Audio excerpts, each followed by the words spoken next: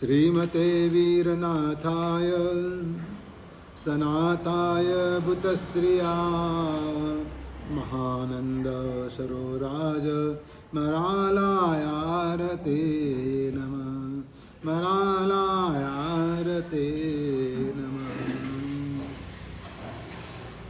ઉત્તરાયણ સૂત્રનું 13મું અધ્યાય ચિત્ત સંભૂતિય. બે ભાઈ હતા, ચિત્ર અને સંભૂતિ, અને બંને ભાઈઓ વચ્ચે સંબંધ કેવો? છ ભાવનો સંબંધ.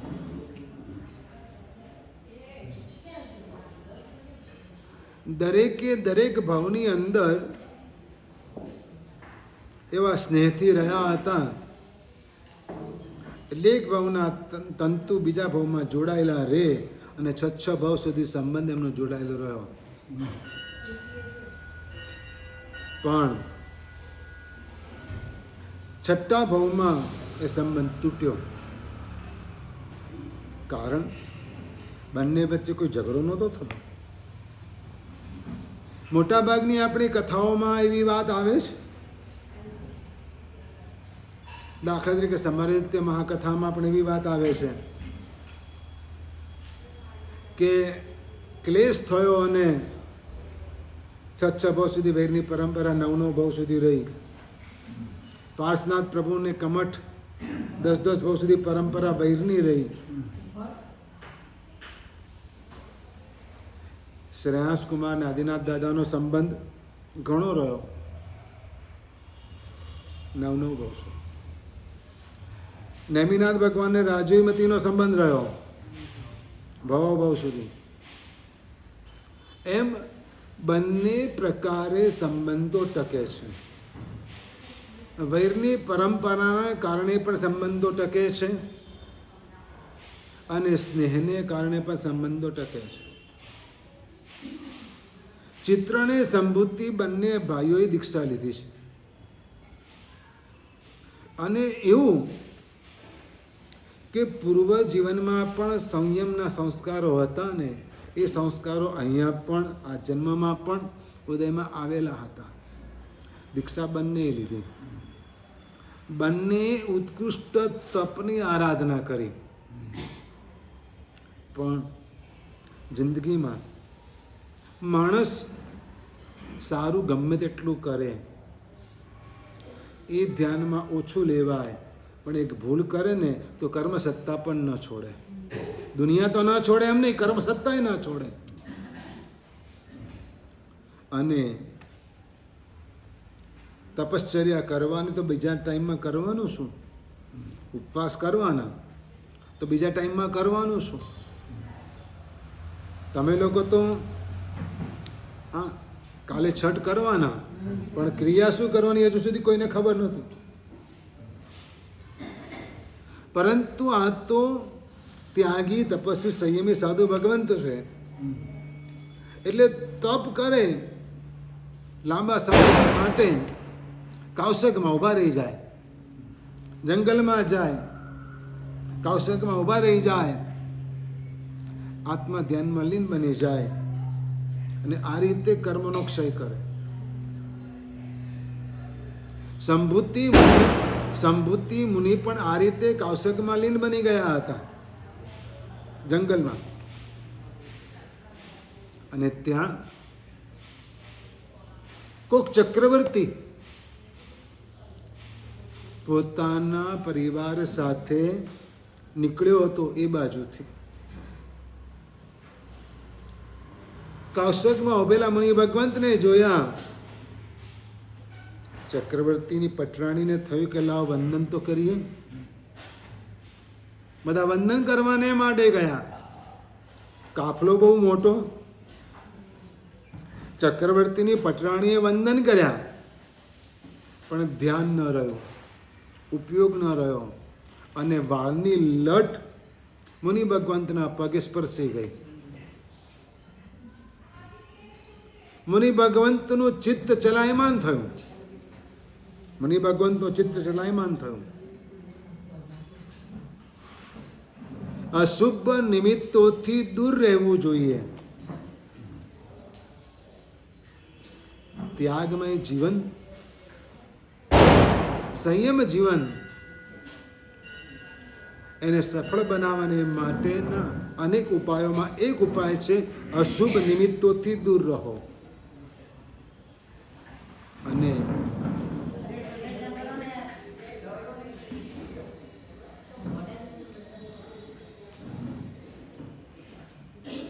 મુનિ ભગવંતના પગ ઉપર ચક્રવર્તીની સ્ત્રીના વાળ અડકી ગયા માતાના, અને એકદમ સુવાળો સ્પર્શ. મુનિ ભગવંતનું ચિત્ત ચલાયમાન થયું છે અને મનને પાછું વાળ્યું નહીં. તકલીફ આ છે, મનને પાછું વાળી લેતા આવડવું જોઈએ, પણ મનને પાછું ન વાળ્યું. વિચારોની પરંપરા ચાલુ થઈ ગઈ કે આવો સ્પર્શ મને ફરી ક્યાં મળે, ક્યારે મળે. એટલે સંકલ્પ કર્યો, જેને શાસ્ત્રકાર ભગવંતો નિયાણું કહે છે, અને નિયાણું કરવાની શાસ્ત્રકાર ભગવંતોએ ના પાડી છે. મિથ્યાત્વ જેટલું ભયંકર છે આ આત્માને માટે, એટલું જ નિયાણું પણ ભયંકર છે. જેટલી માયા ખતરનાક છે આત્માને માટે, એટલું જ નિયાણું પણ ખતરનાક છે આત્માને માટે.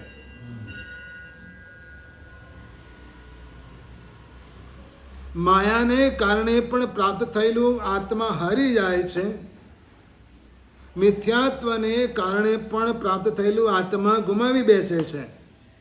એમ નિયાણાના કારણે પણ આત્મા બધું જ હારી જાય છે. અને સંભૂતિ મુનિએ નિયાણું કર્યું કે મેં જે સંયમ જીવનની આરાધના કરી છે, જે તપ કર્યો છે, એના બદલામાં જો મને ભાવાંતરમાં કંઈ પણ મળવાનું હોય તો આવો સ્પર્શ મને મળે. નિયાણું કર્યું.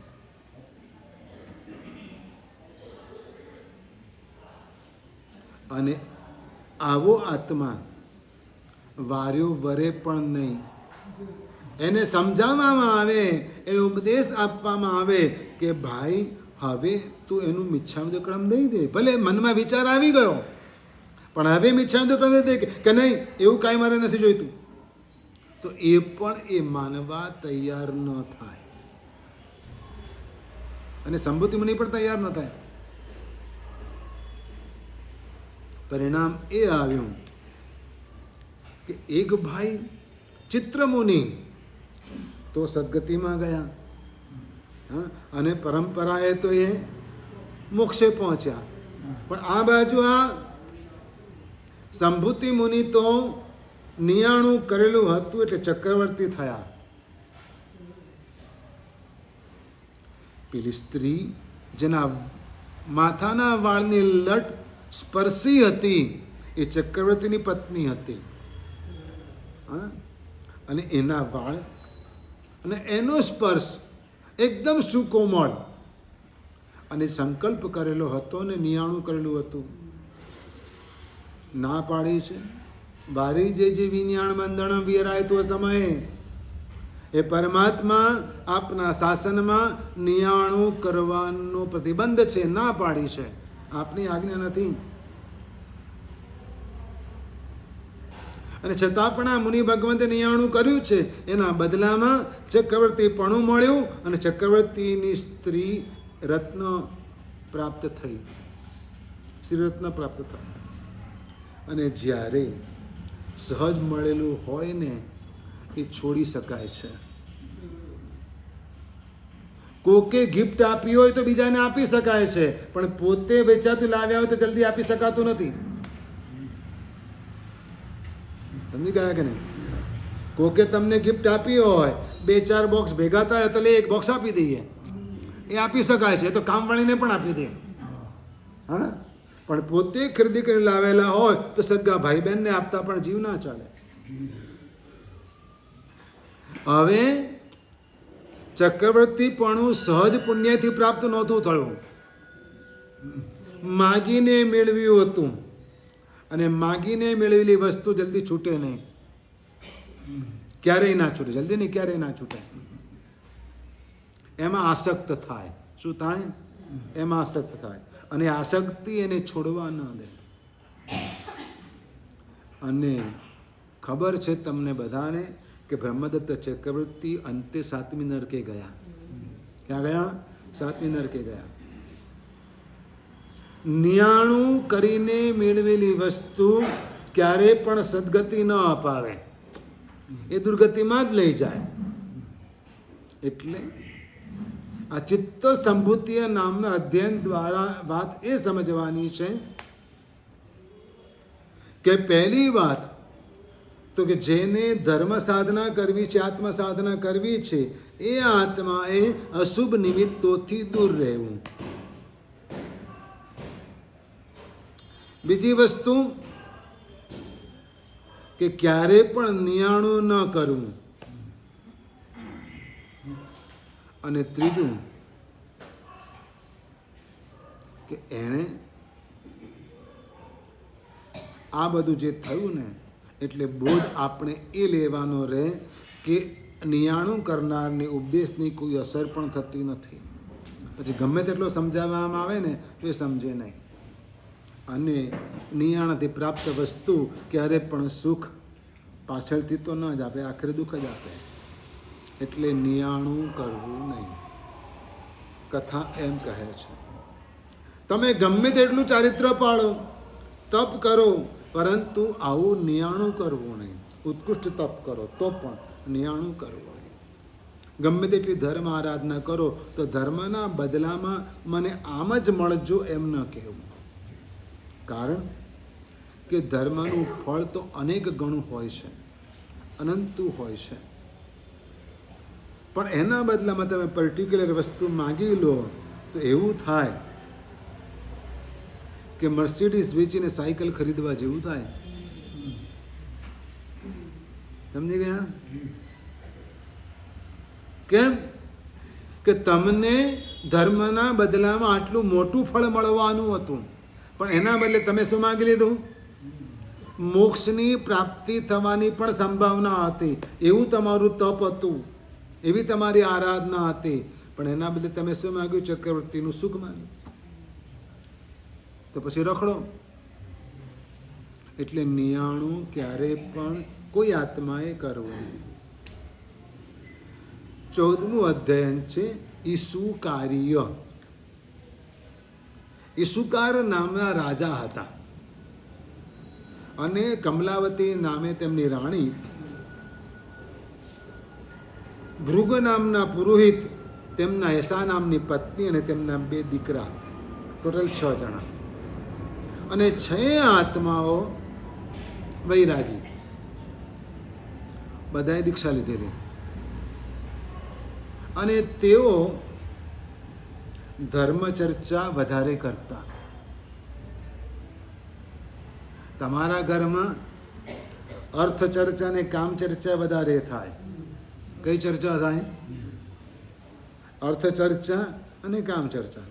ભલે નાસ્તામાં શું બનાવીશું એ પણ કામ ચર્ચા જ થઈ, કારણ કે ભોગવવાનું છે. શું કરવાનું છે? ભોગવવાનું છે. તો એ ચર્ચા વધારે થાય. જ્યારે આમના જીવનમાં ધર્મ ચર્ચા વધારે થતી હતી, એમને અરસપરસ વાતોનો વિષય વૈરાગ્ય રહેતો હતો, એવું એમનું જીવન હતું. કારણ શું એની પાછળ? એની પાછળ કારણ શું? તો કે પૂર્વ જન્મમાં પણ એમણે સંયમની એવી આરાધના કરી હતી, અને એટલે આ જન્મમાં પણ એ સંસ્કાર તેમને ઉદયમાં આવ્યા હતા. વજ્રસ્વામી બરાબર છે. દીક્ષા શબ્દ સાંભળ્યો અને ત્યાં નાગકેતુએ 8મ શબ્દ સાંભળ્યો. નાગકેતુએ 8મ શબ્દ સાંભળ્યો. બસ પતી ગયું કામ. પૂર્વના સંસ્કાર કામ આવે છે, અને એ સંસ્કારોને કારણે આ જીવન પણ એકદમ ઉત્કૃષ્ટ ત્યાગમય ને વૈરાગ્યમય જીવન છે. આખરે તો દીક્ષા લીધી, આખરે તો દીક્ષા લીધી. પણ એમના જીવનની અંદર જે વાર્તાલાપ થયા ધર્મના સંબંધી, તત્વ સંબંધી, એ બધી વાતોને આ અધ્યયનમાં ગૂંથવામાં આવી છે. મતલબ ત્યાગમય જીવનનો સ્વીકાર તો ઘણા કરે છે, પરંતુ એ ત્યાગની પાછળના કારણો દરેકના જુદા જુદા હોય છે. અને એને કોક સ્મશાન વૈરાગ્ય પણ કહે. કયો વૈરાગ્ય કહે? સ્મશાન વૈરાગ્ય પણ કહે. કોક મોહગર્ભિત વૈરાગ્ય કહે. કોક મોહગર્ભિત વૈરાગ્ય કહે. કોક જ્ઞાન ગર્ભિત વૈરાગ્ય વાળા પણ હોય. કેવા હોય? જ્ઞાન ગર્ભિત વૈરાગ્ય વાળા, એટલે કે સમજણ પૂર્વક ત્યાગનો માર્ગ સ્વીકાર્યો હોય. મોહગર્ભિત વૈરાગ્ય વાળો આત્મા પણ અંતે જો જ્ઞાનના માર્ગે જોડાઈ જાય, જ્ઞાનના માર્ગે વળી જાય, તો એ પોતાનું કલ્યાણ સાધી શકે છે. અને જો તેમ ન કરી શકે તો એને અહીંથી થોડા સંસ્કાર સાથે લઈ જવાનો ચાન્સ મળે. ચારિત્ર તો સ્વીકાર્યું છે ને, ભલે મોહગર્ભિત છે, પણ ચારિત્રનો સ્વીકાર કર્યો છે, એટલે ચારિત્રના સંસ્કાર તો સાથે લઈ જાય. પણ માત્ર વેશ તારનારો બને એવું બહુ ઓછું બને. કોકને માટે, બીજાને માટે બને, પણ પોતાને માટે એવું ન બને. એટલે મોહગર્ભિત વૈરાગ્ય દ્વારા આ માર્ગે, સંયમના માર્ગે કોઈ પણ આત્મા આવ્યો હોય, પણ પછી તો વર્ષે, 2 વર્ષે, 5 વર્ષે તો એનું વિઝન બદલાઈ જવું જોઈએ. અને બદલવાની અંદર સ્વાધ્યાય મહત્વપૂર્ણ ભાગ ભજવે છે. શું કરે? સ્વાધ્યાય મહત્વપૂર્ણ ભાગ ભજવે છે. અને મોહગર્ભિત વૈરાગ્ય જેની પાસે હોય ને, એવા વૈરાગ્ય વાળો એ પ્રલોભનોમાં અટવાઈ જાય. પણ જ્ઞાન ગર્ભિત વૈરાગ્ય વાળો આત્મા લાખ પ્રલોભનો મળે ને તો પણ એ અલિપ્ત રહે છે. અને એના અનુસંધાનમાં 15મા અધ્યાયમાં ભગવાન કહે છે સભિક્ષુ અધ્યયન. સભિક્ષુ અધ્યયન. સાચો સાધુ કોણ? સભિક્ષુ એટલે સાચો સાધુ કોણ? તો સાધુના અનેક ગુણોનું વર્ણન અહીંયા આગળ કરવામાં આવ્યું છે આ અધ્યાયની અંદર. અને બહુ સ્પષ્ટ વ્યાખ્યાઓ આપી છે. અને ત્યાં સુધી કહ્યું કે સાધુ આમ ન કરે, સાધુ આમ ન કરે, સાધુ આમ ન કરે, એવી ઘણી બધી વાતો.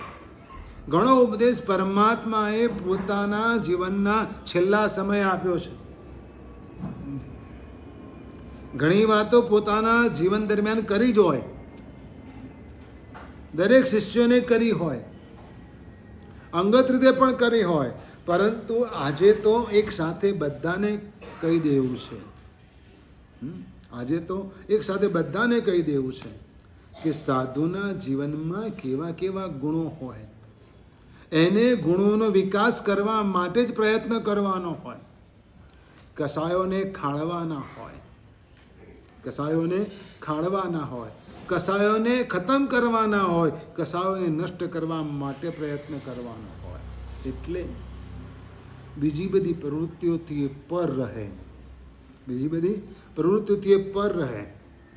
અને એ સાધુ, ક્ષત્રિય, કોઈ સારો સમુદાય એટલે કે જાતિ, જ્ઞાતિ, કોઈ ઉગ્રકુળ, કોઈ રાજ્યકુળ, કોઈ બ્રાહ્મણ કુળ, કે કોઈ ભોગી રાજા મહારાજા, કે કોઈ શિલ્પીઓની પ્રશંસા કે પૂજા ન કરે. આ બધાથી પર રહે નહીં. સભિક્ષુ, તે ભિક્ષુ છે, તે સાચો સાધુ છે કે જે આ બધાથી પર રહે છે. અને સાધુ જીવનની અંદર આરાધના સાધના કરવાને માટે મનને સ્થિર રાખવું બહુ જરૂરી છે. એટલે મનને બાંધી રાખવું પડે, મનને બાંધી રાખવું પડે. આજની દુનિયા ભોગવિલાસની પાછળ પાગલ છે અને એટલે મનમાં જે આવે તે કરે છે, મનમાં જે આવે તે કરે છે. જ્યારે પરમાત્મા કહે છે કે ના, મનને અહીં જ બાંધી દો, નહીં તો એ તમને ક્યાંય ભટકાવશે. લોકો એમ કહે કે એકવાર મનને ધરવી દો એટલે પછી ફરી નહીં માગે, તો એ ક્યારેય પણ બનતું નથી. જમ્યા, સાંજે વળી પાછા તૈયાર. કેમ? અરે ચાલો જમી લીધું ને કલાક થયો ને કંઈક ભાવતી વસ્તુ મળી ગઈ, જોવાઈ ગઈ, નજરમાં આવી ગઈ તો થોડીક તો મોઢામાં મૂકી જ દે માણસ. કેમ? અરે હમણાં તો તે ધરાઈને ખાધું છે. પણ એટલે આ સિદ્ધાંત ખોટો છે કે મનને એકવાર ધરવી દો એટલે પછી ક્યારેય કશું નહીં માગે, એ વાત ખોટી. પણ મનમાં જેવી ઈચ્છા પેદા થાય ત્યાં જ એને દબાવી દો કે નહીં, અને તો એ બચી શકે. પણ મનમાં ઈચ્છા જ પેદા ન થાય ને એવી રીતે સાધુએ જીવવું જોઈએ. એવા વિચારો જ ન આવે એ રીતે એને જીવવું જોઈએ, એવા નિમિત્તો જ ન આવે એ રીતે જીવવું જોઈએ. અને એટલા માટે 16મા અધ્યાયમાં બ્રહ્મચર્ય સમાધિ સ્થાનમાં બ્રહ્મચર્ય 9 વાળોની વાત કરી છે. બ્રહ્મચર્ય 9 વાળોનું પાલન કરવાનું કહ્યું છે. એટલે આપોઆપ મન કાબુમાં રહે, સાધનામાં આરાધનામાં જોડાયેલું રહે અને વિક્ષેપ ન આવે. રનેમીજીએ કૌશિકમાં રહે આંખ ખોલી ના હોત તો શું વાંધો આવતે? પગરવ સાંભળ્યો, કાન ત્યાં સુધી જવા ન દીધા હોત તો શું વાંધો આવતો? અરે અવાજ આવ્યો તો આવ્યો, પણ આંખ ના ખોલી તો શું વાંધો આવતે? પણ જોયું ખલાસ, જોયું ત્યાં જ ખલાસ. એટલે મન બગડ્યું. બધા સ્થૂલભદ્ર જ નથી હોતા, બધા સ્થૂલભદ્ર નથી હોતા. ગુરુએ બધાને આજ્ઞા નહોતી આપી કે જાઓ કોસાને ઘેર ચોમાસું કરવા જાઓ. એકલા સ્થૂલભદ્રજીને જ આજ્ઞા આપી હતી, બધાને નહોતી આપી. એટલે બ્રહ્મચર્યને 9 વાળોનું પાલન કરવાનું કહ્યું છે આ 16મા અધ્યાયમાં, જેને બ્રહ્મચર્ય સમાધિ સ્થાન કહેવામાં આવે છે.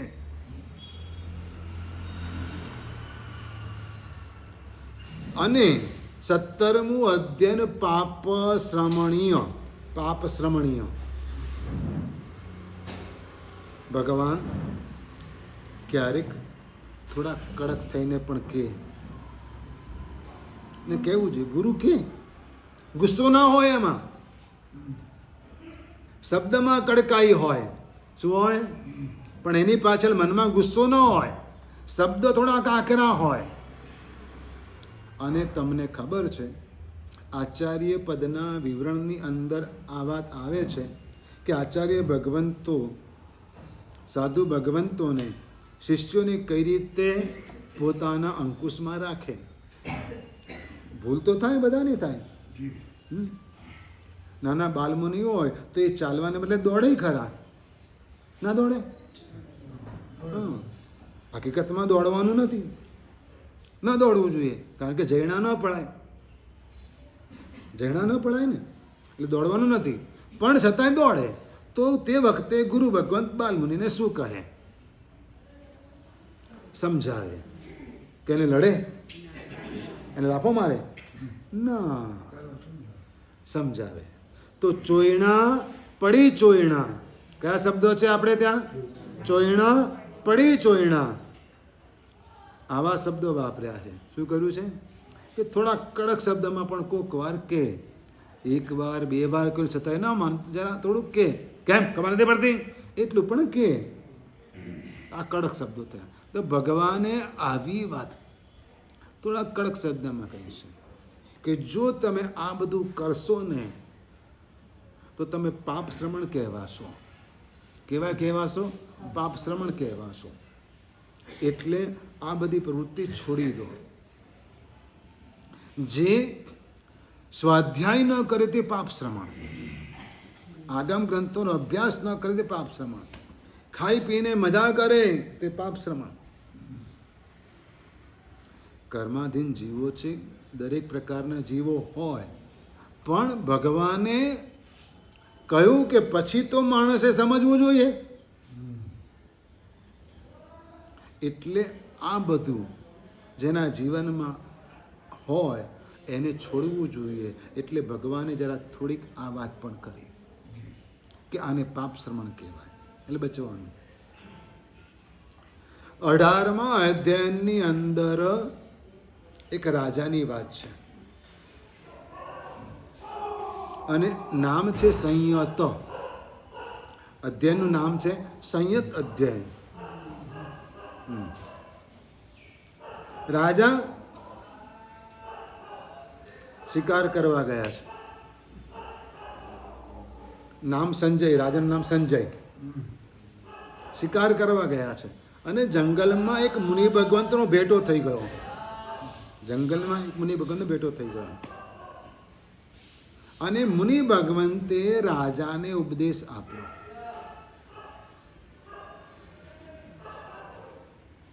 ચોક્કસ રાજાએ ગુરુ ભગવંતને વંદન કર્યા, સુખસાતા પૂછી, બે પ્રશ્નો કર્યા હોય કે અહીંયા જંગલમાં તમે શું કરો છો,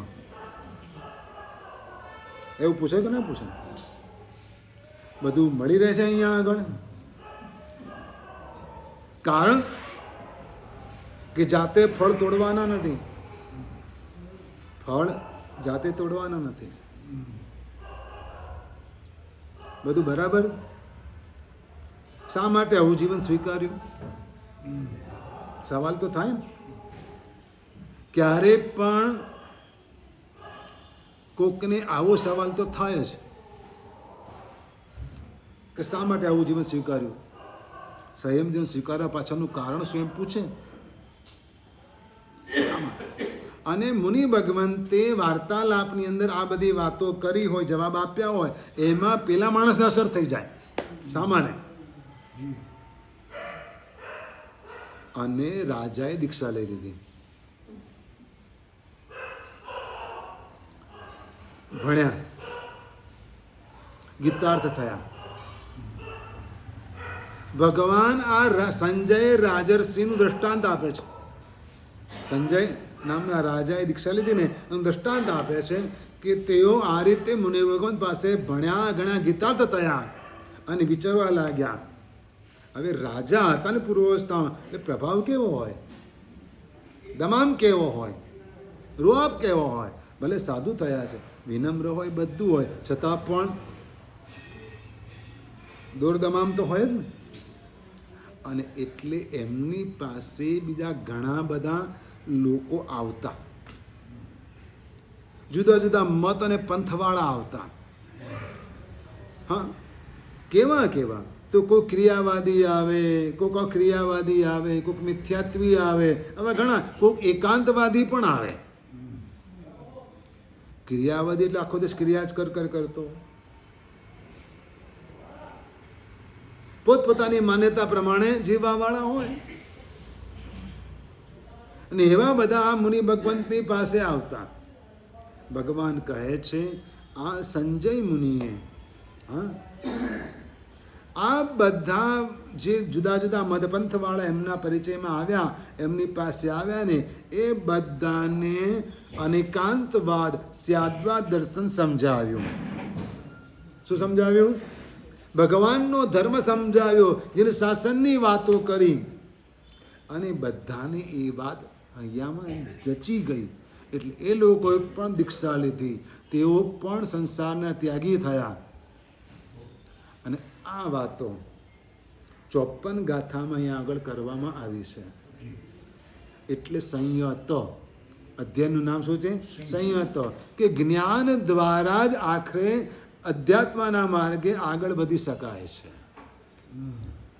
કારણ કે મનને સમજાવવાનું છે ને મનને સમજાવવા માટે આપણે આવી ક્યારેક વાતો ધ્યાનમાં લેવી જોઈએ. 19મું અધ્યયન છે મૃગાપુત્રીય. આપણે આ શબ્દ એક સરખા નામ ઘણી વખત સાંભળ્યા છે. ધારિણી નામની રાણી કેટલાય નામ હોય, ઘણા નામ હોય, બની શકે. અને આજે પણ તમારી આજુબાજુમાં એક સરખા નામવાળા લોકો નથી? હોય છે. તો એમ આ મૃગાપુત્રની જે વાત છે ને, એ ગૌતમ સ્વામીવાળા મૃગાપુત્ર જુદા. ગૌતમ સ્વામી જેના ઘરે જેને જોવા ગયા હતા, આ જુદા છે. અત્યારે જે વાત કરું છું એ જુદા છે. આ બરાબર છે. એ લોઢિયા, આ બીજા. હા, પેલા તો એને ઘરની બહાર જ નહોતા કાઢતા, ભોયરામાંથી બહાર જ નહોતા કાઢતા. એ મૃગાપુત્ર કે જ્યાં જોઈએ એ દુઃખ કેવું હોય. ગૌતમ ઇન્દ્રભૂતિને મોકલ્યા, ગૌતમ સ્વામીને મોકલ્યા હતા. અહીંયા આગળ એની વાત નથી. એને તો હાથ પગ કંઈ હતું જ નહીં, આંખો ને કાને બધી જગ્યાએ ખાલી કાણા જ હતા, કંઈ નહોતું, ના કંઈ નહોતું, કાણું જ હતું. અને ભયંકર બદબુ મારતી હતી, શરીરમાંથી પસ નીકળતું હતું. એની માં પણ મોઢું બાંધીને માસ્ક પહેરીને ભોયરામાં જતી હતી એને ખાવા માટે. આપે એને નાખી દે મોઢામાં, પતી ગયું. હા, કર્મનો ઉદય.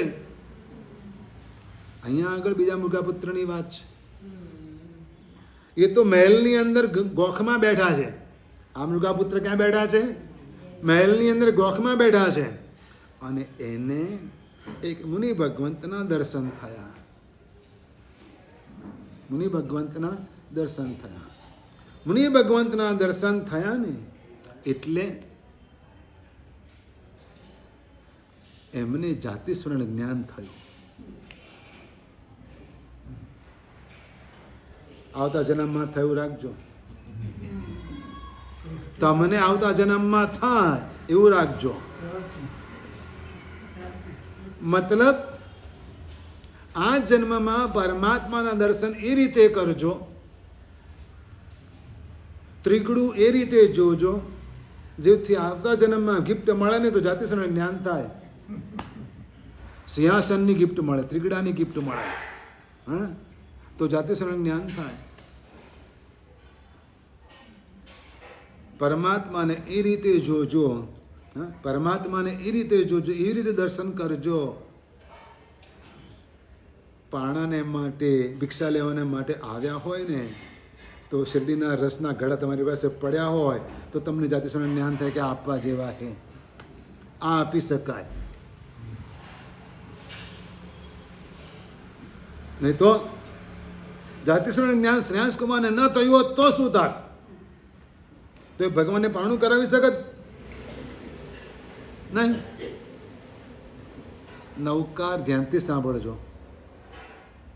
ધ્યાનથી સાંભળજો. નવકાર તો કોઈક છીક ખાઈને નમોરી અંતાણમ બોલશે ને તો તમને જાતિસ્મરણ જ્ઞાન થશે. પણ એ નવકાર બરાબર ગણ્યો નહીં હોય તો શું થશે? બહુ આખરું છે.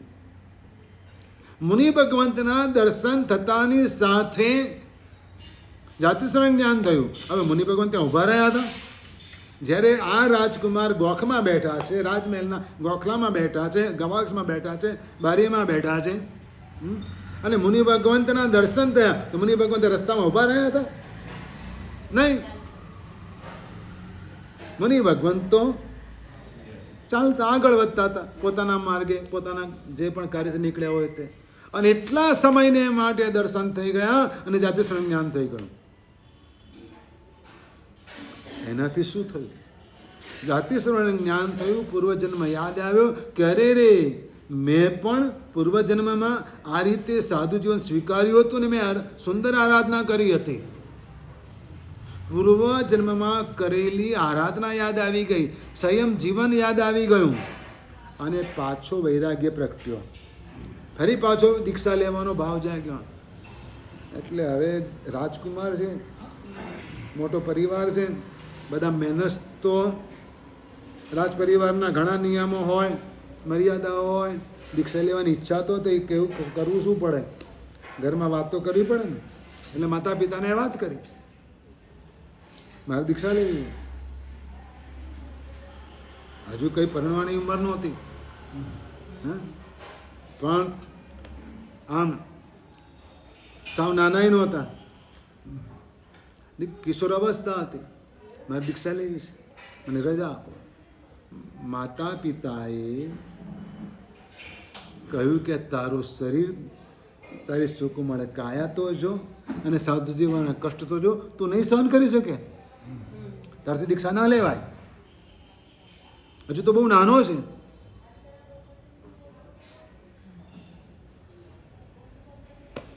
અને આ રાજકુમાર મૃગાપુત્ર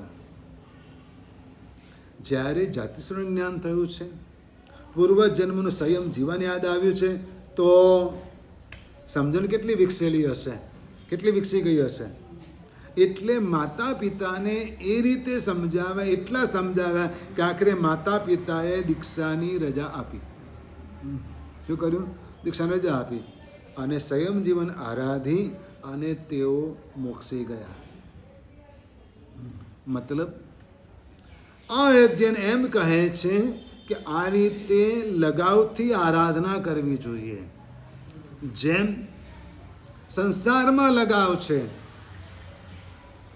સંસારના સાધનો પ્રત્યે લગાવ છે, એમ સંયમ પ્રત્યે લગાવ જાગી જાય, આરાધનાના સાધનો પ્રત્યે લગાવ જાગી જાય ને તો આત્માનું કલ્યાણ થઈ જાય. એના પછી 20મું અધ્યાયન છે મહાનિર્ગ્રંથિય. મહાનિર્ગ્રંથિય, મહાનિર્ગ્રંથ, નિર્ગ્રંથ એટલે સાધુ. અને જે આત્મા સંયમ જીવન સ્વીકારીને ગુરુ ભગવંત પાસેથી જ્ઞાન વગેરે પ્રાપ્ત કરીને યોગ્યતા પ્રાપ્ત કરી ચૂક્યો હોય, એ આત્મકલ્યાણને માટે જંગલની અંદર એકલા પણ વિચરે, જંગલમાં એકલા પણ વિચરે અને આત્મસાધના કરે. ભિક્ષાને માટે જ નગરમાં જવાનું. નિયમ કયો છે? ભિક્ષાને માટે જ નગરમાં જવાનું. ભિક્ષા પણ એક જ ટાઈમ વાપરવાની. ભિક્ષા પણ આપણને ટેવ પડી ગઈ છે નાનપણથી 3 ટાઈમ ખાવાની. બ્રહ્માજીએ જુદું કહ્યું હતું કે 3 ટાઈમ નાવું ને 1 ટાઈમ ખાવું. એના બદલે તમે 3 ટાઈમ નાવું 3 ટાઈમ ખાવું. પહેલા વચ્ચે બદલાવેલું હતું કે 1 ટાઈમ નાવું ને 3 ટાઈમ ખાવું, પણ હવે તો પાછું નવું આવ્યું છે કે 3 ટાઈમ નાવું ને 3 ટાઈમ ખાવું. એટલે ખોરાક એ ઓછો પડે, અન્ન પણ ઓછું પડે અને પાણી એ ઓછું પડે. બૂમ પાડે, મોટર ચાલુ કરો. હા, શું હાલત છે? આવી દશા છે. પણ ખરેખર જો માણસ ટેવાય ને તો એક જ ટાઈમ ખાય તો આખો દિવસ આરામથી રહી શકે. તો એને કંઈ ભૂખ લાગે એવું ના બને. આ તો ટાઈમ થાય એટલે ભૂખ લાગે છે. ખરેખર ભૂખ નથી લાગતી, કારણ કે ખાધેલું પચતું જ નથી, તો પછી ક્યાં વાત રહી કે ભૂખ લાગે? હા, તો પણ ટેવ પડી છે એટલે 3 ટાઈમ ખાવું છે. એક જ ટાઈમ વાપરવાનું, તે પણ ક્યારે? કે જ્યારે બધા લોકો જમી લે, બીજા ભિક્ષુકો ભિક્ષા લઈને નીકળી જાય, પછી પોતે જવાનું. હા, પછી શું મળે કે લે? હા, આજના જમાનામાં કાંઈ ના મળે, પણ પહેલાં આવું નહોતું ને. પહેલાં આવું નહોતું. પહેલાં તો સંયુક્ત પરિવારો હતા, બધા ભેગા રહેતા હતા, એટલે ખર્ચા ઓછા થતા હતા, પૈસો બચતો હતો, એટલે બધાએ કમાવા દોડવું નહોતું પડતું. સમજી ગયા ને? એટલે ઘણી રોટલી બનાવી નહોતી પડતી. હવે તો ગણેલી રોટલી બનાવવી પડે. ગણેલી રોટલી, તળેલી નહીં, ગણેલી કહું છું. ગણીને જ બનાવવાની.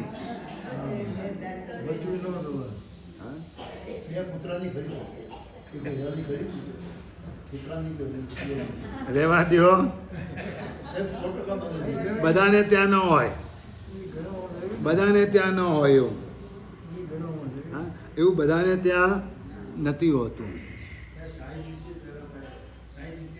સારું સારું છે, પણ કહેવાનો મતલબ શું છે? તો એ ગણિત તો મુકાયું જ ને. બરાબર. તમારા લીધે અમારા નિયમોમાં ફેરફાર કરવા પડ્યા. શું કરવું પડ્યું? અમારે દોષના સેવન કરવા પડ્યા. એવી દશા થઈ ને. કેમ? તમારી લાઈફસ્ટાઈલના કારણે, સામાજિક વ્યવસ્થાને કારણે. સામાજિક વ્યવસ્થા એવી બદલાઈ, સમય અને સંજોગ એવા બતાવ્યા. કદાચ આજે પણ ઘણા બધા કેટલાક એવા છે કે જે આ બાબતમાં પણ ઉપયોગ રાખે છે, પણ આજ નહીં તો કાલ પરિવર્તન બધાએ સ્વીકારવું જ પડે છે. સમય બધાને બદલી નાખે છે. શું કરે છે? સમય બધાને બદલી નાખે છે અને બદલાય જ, છૂટકો જ નથી. આ કોઈ આજે ને કોઈ કાલે, કોઈક વહેલા ને કોઈક મોડા. ડોળીનો વિરોધ કરવા વાળા આજે ડોળીઓ પ્રેમથી વાપરે છે. એકવાર એ ડોળીનો વિરોધ કરતા હતા અને શું કહેતા ખબર છે? કે જીવતા કોકની ખાધે ચડવું ને એના કદાચ એક જગ્યાએ બેસી જવું સારું, આવું બોલતા. ડોળીનો વિરોધ કરવા વાળા શું બોલતા? કે જીવતા કોકની ખાધે ચડવું એના કદાચ એક જગ્યાએ બેસી જવું એટલે સ્થિર થઈ જવું સારું, આવું બોલતા. અને હવે એ જ લોકો ડોળી વાપરે બધા. એટલે સ્વીકાર તો થયો જ ને એક. હવે આજે લોકો વ્હીલચેરનો વિરોધ કરે છે, તો એ લોકો આવતીકાલે વ્હીલચેર અવશ્ય વાપરશે.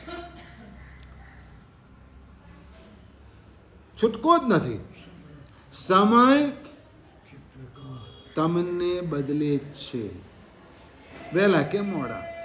એના વગર કોઈ ઈલાજ છે જ નહીં.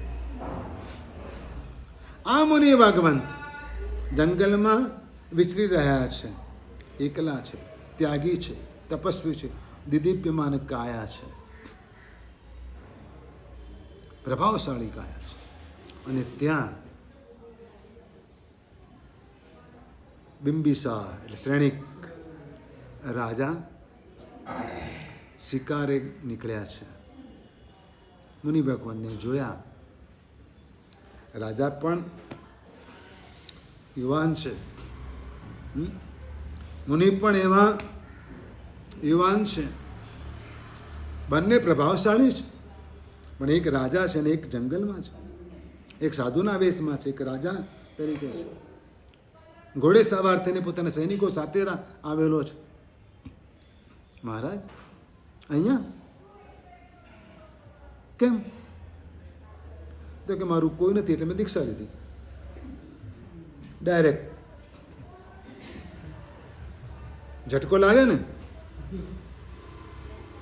મારું કોઈ નથી એટલે હું અહીંયા આવતો રહ્યો. સંવાદ ઘણો મોટો છે, સંવાદ ઘણો મોટો છે, બહુ સુંદર છે. અને સૈનિક રાજા કે તો પછી મારે ત્યાં આવી જાઓ. શું કીધું? મારો તો રાજ પરિવાર ઘણો મોટો છે, અનેક રાણીઓ છે, અનેક રાજકુમારો છે. આટલા બધાને હું પૂછું છું, તમને પૂછવામાં મને શું વાંધો? તમે આવી જાઓ. એટલે મુનિ ભગવંત મલકાય. શું કરે? મનમાં મલકાય કે હા રાજા શું સમજે છે, શું સમજે છે. એટલે મુનિ ભગવંતે કહ્યું કે રાજન, વાત એ નથી, આ બધું તો મારી પાસે પણ હતું, આ બધું તો મારી પાસે પણ હતું, પણ હું બીમાર પડ્યો ને, કોઈ મને બચાવવા ના આવ્યું, કોઈએ મારું દુઃખ ના લીધું. બધા ઊભા રહ્યા હતા, સેવા બધા કરતા હતા, પણ કોઈએ મારું દુઃખ ના લીધું કે બહુ તકલીફ થાય છે, બહુ વેદના થાય, બહુ બળતરા થાય, થોડીક લઈ લો, કોઈ નહોતું લેતું. અને તે વખતે મેં નક્કી કર્યું, મનમાં એવું થયું કે જો ખરેખર મારા હોય હા તો મારું થોડું તો દુઃખ ઓછું કરે કે ના કરે, પણ કોઈ દુઃખ ઓછું ના કર્યું મારું. તે વખતે મેં નક્કી કર્યું કે જો હું સાજો થઈ જાઉં તો દીક્ષા લઈ, કે આમાંનું કોઈ મારું નથી. એટલે મેં મારી જાતને એકલી ફીલ કરી. કેવી? બધા હોવા છતાં પણ લોકો એકલા પડીને રડે છે આજે પણ ઘરમાં, અને એમ રડે કે મારું કોઈ નથી. દિવાળી હતી ને તોય મારા છોકરાનો ફોન નહીં ના આવ્યો.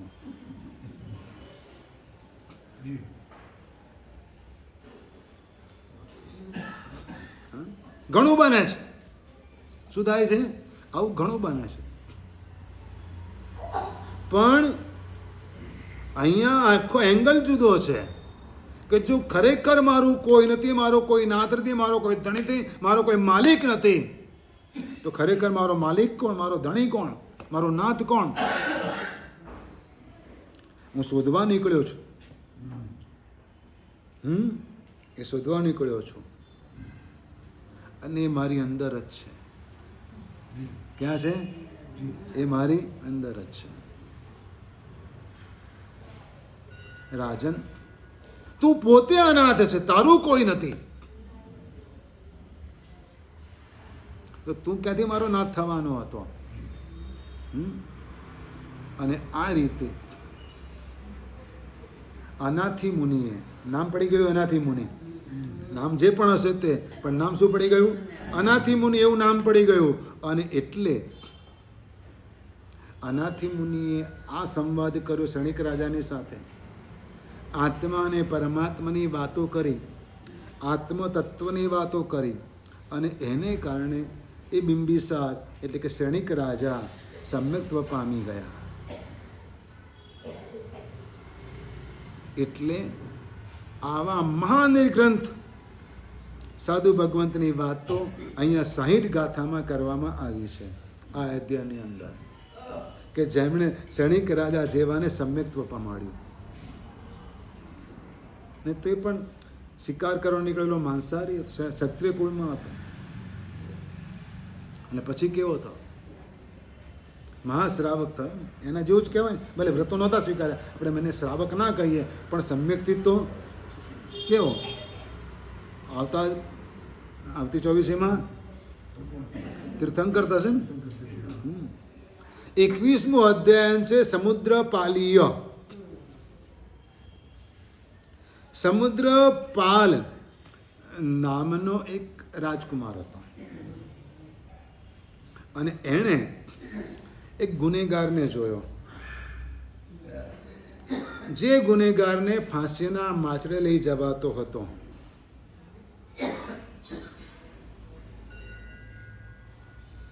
જીવતે જીવ મારી નાખવાનો. ફાંસીના માચડે લઈ જવાનો મતલબ શું થયો? જીવતે જીવ એને મારી નાખવાનો. એટલે સમુદ્રપાલને આટલું જ જોતાની સાથે વૈરાગ્ય જાગી ગયો,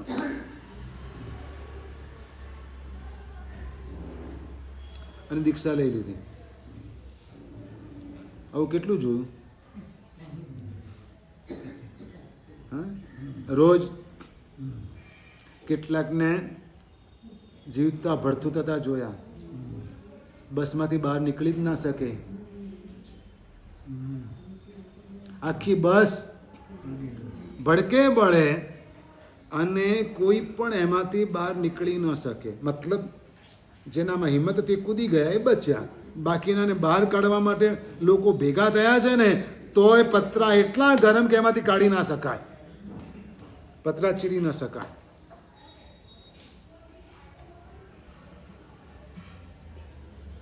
છતાં પણ આપણને કંઈ ના થાય.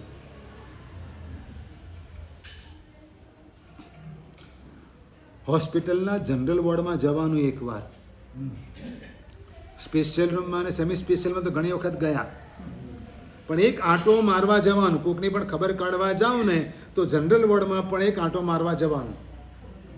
અડધો કલાક ત્યાં ઊભા રહેજો અને પછી જમવા બેસજો.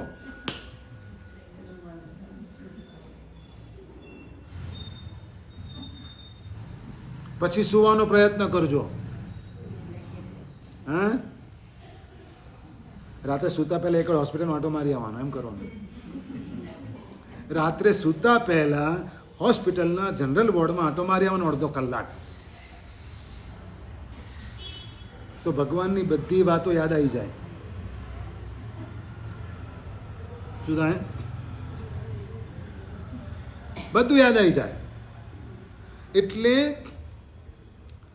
આ સાધુ જીવન સ્વીકાર, આટલા નિમિત્તમાં દીક્ષા લઈ લીધી અને સાધુજીનો સ્વીકાર કર્યો અને ત્યાં આગળ એવી આરાધના કરી કે એના પરથી બોધ એવો આપણે લઈ શકીએ કે એમણે સાધુ જીવનમાં કોઈ ટીકા કરે, કોઈ નિંદા કરે કે કંઈ પણ કરે, જરા પણ એની અસર એમને મન ઉપર લીધી નહીં. કે કોઈ પ્રશંસા કરે, એવી કોઈ પણ બાબત હતી તેઓ અરખાયા પણ નહીં અને આત્મસાધનામાં લીન બન્યા. કારણ કે એને ખબર છે કે નહીં તો આવા ફાંસીના માચડા ઘણી વાર આપણા માટે તૈયાર થઈ જશે. આગળ વધીને 22મા અધ્યાયની અંદર એનું નામ છે રહનેમીય.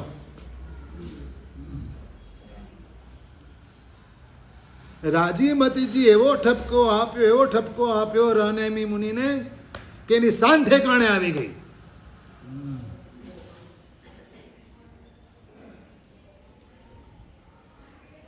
કયા કુળમાં જન્મ લીધો તમે?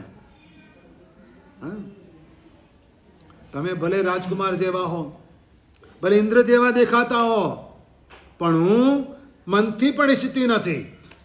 સાક્ષાત ઇન્દ્ર કેમ ન હો તમે, પણ મનમાં જરા પણ મને એવો વિચાર આવતો નથી.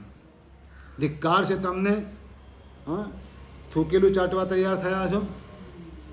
આવા કડક શબ્દો કીધા. ઉત્તમ કુળનો તો વિચાર કરો. આવી ઘણી બધી વાતો કરી અને ટપાર્યા. એટલે તેઓ શું થઈ ગયા? સંયમમાં સ્થિર થઈ ગયા કે અરે આવા સંયમ જીવનનું જે મહાફળ છે એ ગુમાવવા માટે તમે કેમ તૈયાર થયા? પહેલાં ઓછા શબ્દોમાં જરા અને પછી જરા થોડા ગુસ્સે થઈને અને વળી પાછા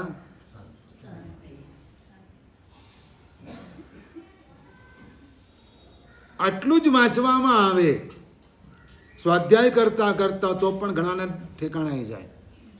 કહેવું ના પડે, બધાને બધું કહેવાનું ના હોય, પણ માત્ર આ દ્રષ્ટાંતો, આ અધ્યયનનો અભ્યાસ કરવામાં આવે, વાંચન કરવામાં આવે ને તો પણ વાંચનાર આપોઆપ પોતાની જાતને શું કરી શકે?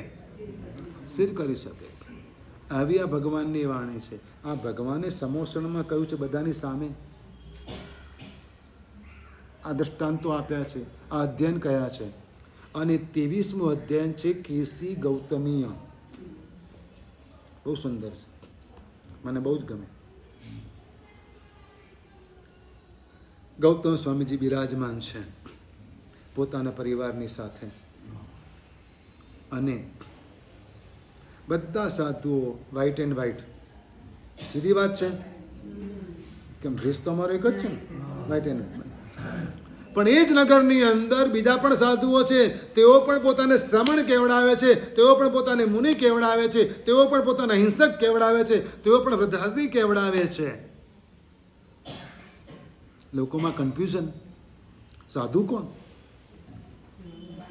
એટલું જ નહીં, એ સાધુઓને પણ કન્ફ્યુઝન થયું કે આ કોણ છે, આ લોકો કોણ છે? તો પછી એ લોકો સાધુ છે, પછી અમે કોણ છીએ? એટલે એમના વડીલ આચાર્ય ભગવાન પાર્શનાથ પ્રભુના શાસનના આચાર્ય વડીલ કેસી કુમાર, શું નામ? કેસી કુમાર. આપણે ખરેખર ગણધર નહીં પણ ગણધર કહીએ, ગણના નાયક. એવા એ વડીલની પાસે બધાએ આ પ્રશ્નો રજૂ કર્યા. એમને પણ મનમાં પ્રશ્ન થયો એટલે તેઓ જાતે સ્વયં ગૌતમ સ્વામીજીને મળવાને માટે આવ્યા. કેવો એ સીન હશે, એ દ્રશ્ય કેવું હશે? એકલા નહીં, પોતાના શિષ્યોની સાથે આવ્યા. અને આ બાજુ ગૌતમ સ્વામીજીને સમાચાર મળ્યા કે આ રીતે કેસી કુમાર ગણધર પોતાના શિષ્યોની સાથે આવી રહ્યા છે, એટલે પોતે એમનું સ્વાગત કરવાને ઉભા થઈને એમને લેવાને માટે ગયા.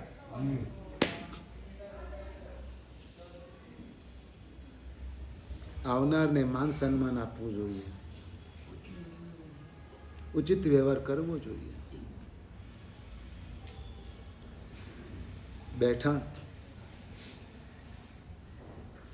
વંદન, વ્યવહાર, સુખ સત્તા, વ્યવહારિક વાતો પહેલા, ઔપચારિક વાતો થાય અને પછી મુખ્ય પ્રશ્ન. ભગવાન મહાવીરનો ઉપદેશ શું છે? શા માટે આ રીતે પાર્શ્વનાથ પ્રભુએ તો આ ઉપદેશ આપ્યો છે? 4 મહાવ્રતો કયા છે અને મહાવીર પરમાત્માએ 5 મહાવ્રતો કયા છે? શા કારણથી? ત્યારે ગૌતમ સ્વામીજી આ બધા પ્રશ્નોના બહુ જ સ્વસ્થતાપૂર્વક સુંદર એવા સંતોષકારક જવાબો આપે છે. અને કેસી કુમાર ગણધરને આ વાત તો જચી ગઈ, મગજમાં ઉતરી ગઈ, હૈયામાં ઉતરી ગઈ, અને એટલે એમણે પાર્શ્વનાથ પરમાત્માની પરંપરા છોડી ભગવાન મહાવીરની પરંપરાનો સ્વીકાર કર્યો. જે વર્ષોથી એમણે રંગીન વસ્ત્રો પહેર્યા હતા ને એના બદલે શ્વેત વસ્ત્રોનો સ્વીકાર કરી લીધો. 4 મહાવ્રતોને બદલે 5 મહાવ્રતોનો સ્વીકાર કર્યો. વાત તો એક જ હતી ને, સવાલ માન્યતાનો હતો. આવી અદ્ભુત વાતો પરમાત્મે કરી છે કે આ દ્રષ્ટાંત આપીને કહ્યું કે તમે પણ આવા ઉદાર દિલવાળા થજો, આવા મોટા મનવાળા થજો. અને 24મું અધ્યયન, આજના દિવસનું આ છેલ્લું અધ્યયન, પ્રવચન માતા, 5 સમિતિ અને 3 ગુપ્તિનું સ્વરૂપ અહીં સમાવવામાં આવ્યું છે, સમજાવવામાં આવ્યું છે. સાધુ, આલંબન, કાળ, માર્ગ અને યત્નાપૂર્વક એમ 4 કારણે વિહાર કરે. વિહાર કરવાના 4 કારણ. 1 આલંબન, બીજું કાળ એટલે કે સમય, ચોમાસું બધું કાળ થયો. આલંબન, કદાચ યાત્રાએ જવું છે, તીર્થયાત્રાએ જવું છે, આલંબન. અને માર્ગ, રસ્તા હવે ખુલ્લી ગયા છે. અને યત્ના, જીવદયા, જૈના, આ બધા કારણથી સાધુ વિહાર કરે. પણ અહીંયા આગળ બહુ સ્પષ્ટ અને આશ્ચર્યકારી વાત કરી છે. એક જ વાત કરી છે કે જ્યારે વિહાર કરતા હોય, ચાલતા હોય, ત્યારે સાધુ સ્વાધ્યાય ન કરે. હજુ સુધી આવું તમે સાંભળ્યું નહીં હોય. રસ્તામાં ચાલતા ચાલતા પણ સ્વાધ્યાય કરતા સાધુ સાધુ તમે જોયા હશે. ના કરાય. કેમ ના કરાય? નૌકારવાળી પણ ના કરાય. કેમ ના કરાય? જૈણા ન પડાય. એટલે ચોખ્ખું લખ્યું, વાચના, પૃચ્છના, પરાવર્તના, અનુપ્રેક્ષક, ધર્મકથા કાંઈ જ નહીં. અને તો આ પ્રવચન માતાનું પાલન થાય. આ અષ્ટપ્રવચન માતાનું સારી રીતે પાલન કરે તે મુનિ પંડિત કહેવાય અને સંસારથી જલ્દી પાર પામે છે. આપણે પણ ભગવાનના ઉપદેશને આ રીતે સમજીએ, સ્વીકારીએ અને સંસારથી પાર પામીએ, એ જ મંગલ કામના. શ્રી વાસુદેવ સ્વામી ભગવાન કી જય. ગચ્છ નાયક પરમ પૂજ્ય આચાર્ય ભગવત શ્રીમદ વિજય હેમચંદ્ર સુરેશ્વરજી મહારાજ ની